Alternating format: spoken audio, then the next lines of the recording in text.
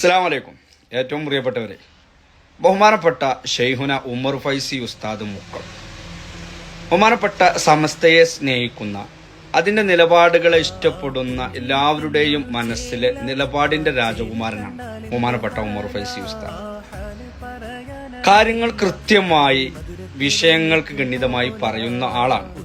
അതുകൊണ്ട് തന്നെ ഉസ്താദ് പറയുന്ന വിഷയങ്ങളിൽ പ്രതിപാദിക്കുന്ന ആളുകൾ അവരേത് ഭാഗത്താണോ, ഏത് രാഷ്ട്രീയ പാർട്ടിയാണോ, ഭരിക്കുന്ന പാർട്ടിയാണോ, ഭരണമില്ലാത്ത പ്രതിപക്ഷമാണോ എന്ന് ഉസ്താദ് നോക്കാറില്ല. കൃത്യമായി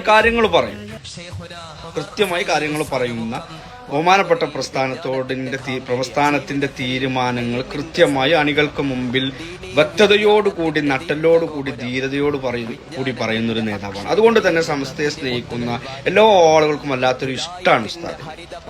നമുക്കറിയാം, നമ്മളെ പണ്ടുള്ള ആളുകൾ നമ്മോട് പറയാറുണ്ട്, ഈ ബാങ്ക് കേൾക്കുമ്പോൾ, പ്രത്യേകിച്ച് സുബൈ മഹരിബ് ബാങ്കൊക്കെ കേൾക്കുമ്പോൾ നായകൾ ഓളിയിടാറുണ്ട്, ചെകുത്താമാര് കരയുന്ന സൗണ്ടാണ് കേൾക്കുന്നതൊക്കെ നമ്മൾ പ്രായന്മാരെ നമ്മളോട് പറയാറുണ്ട്. എന്നതുപോലെ തന്നെയാണ് ബഹുമാനപ്പെട്ട ഉമർ ഫൈസി ഉസ്താദ് ഉസ്താദിന്റെ പേരാണ് കേട്ട ചില ആളുകൾക്ക് ഒരു അളക്ക ഇല്ലേ. ഉമർ ഫൈസി മുക്കം ആരാണത് അറിയില്ല, അങ്ങനെയൊക്കെ ഞാൻ പറഞ്ഞല്ലോ, ബാങ്ക് കൊടുക്കുമ്പോൾ ചെകുത്താൻ ഇളകുന്ന ഒരു സ്വഭാവമുള്ള മാതിരിയാണ് ചില ആളുകൾ ഉമർ ഫൈസി ഉസ്താദിന്റെ പേരാണ് കേട്ട ഒരു ഹാലിളക്കാം.